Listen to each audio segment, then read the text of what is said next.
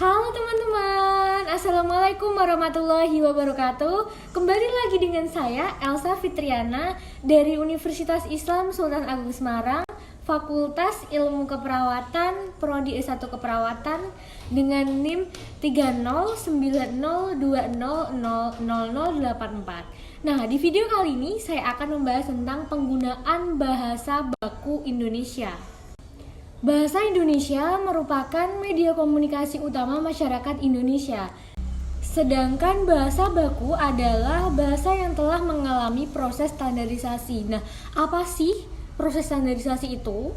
Proses standarisasi adalah proses di mana sudah mengalami tahap menegakkan tata bahasa dan kamus normatif. Maka dari itu, bahasa baku itu dapat kita gunakan dari dulu sampai sekarang, walaupun misalnya bahasa baku tersebut ditetapkan 10 tahun yang lalu, tetapi kita masih bisa menggunakan sampai sekarang, seperti itu.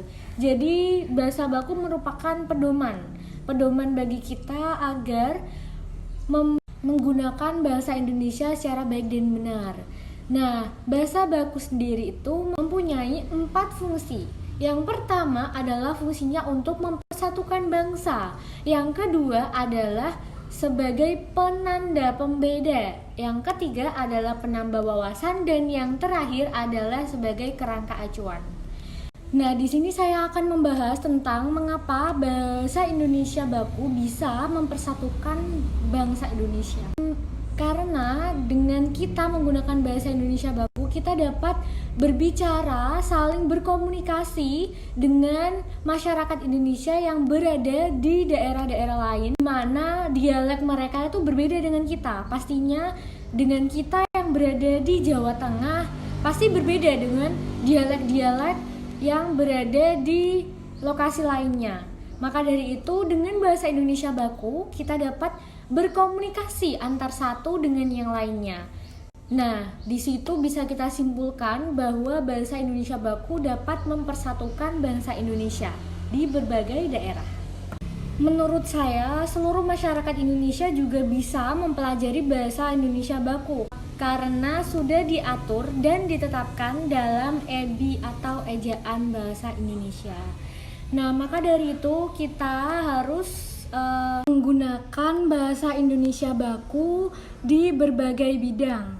Contohnya di bidang pendidikan, di bidang politik, pada upacara resmi, pada jurnal-jurnal, artikel-artikel ilmiah, hukum, peradilan, dan berbagai ranah. Nah, tetapi pada saat ini banyak masyarakat Indonesia yang tidak menggunakan bahasa baku secara baik dan benar. Contohnya ketika di acara resmi yang seharusnya menggunakan bahasa Indonesia baku, tetapi mereka lebih sering menggunakan bahasa-bahasa sehari-hari. Nah, bahasa sehari-hari masyarakat Indonesia, terutama kaum milenial, itu biasanya diselipkan istilah-istilah asing di dalamnya. Karena apa? Mereka merasa lebih keren kalau misalkan berbicara dengan ada tambahan istilah-istilah asing.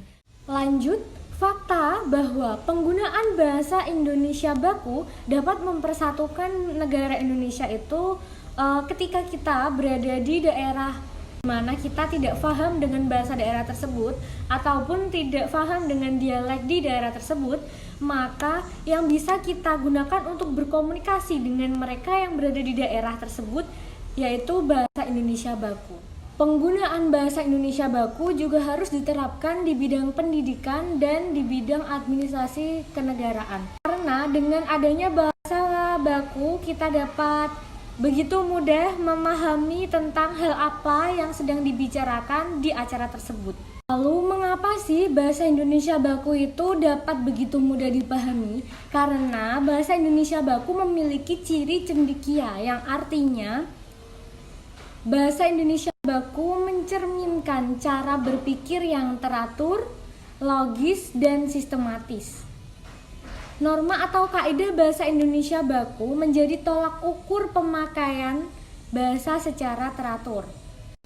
Nah, ciri bahasa baku adalah tidak dapat berubah setiap saat, kemudian tidak terpengaruh bahasa daerah, Yang ketiga, bukan bahasa percakapan sehari-hari. Dan yang terakhir adalah tidak terpengaruh bahasa asing. Penggunaan kata baku sesuai dengan konteks di dalam kalimat.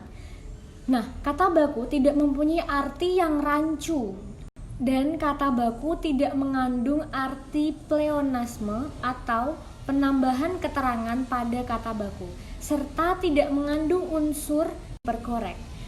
Nah, hadirnya kemajuan teknologi informasi kalau tidak disadari akan menggeserkan keberadaan bahasa baku. Makanya kita sebagai pemuda Indonesia, marilah kita menerapkan bahasa Indonesia baku dengan baik dan benar ya.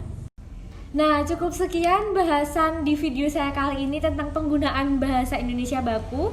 Semoga dapat bermanfaat bagi diri saya sendiri dan bagi teman-teman yang sudah menonton video ini. Jangan lupa like dan subscribe ya. Cukup sekian yang dapat saya sampaikan. Apabila ada kesalahan, saya mohon maaf yang sebesar-besarnya. Assalamualaikum warahmatullahi wabarakatuh. Sampai jumpa.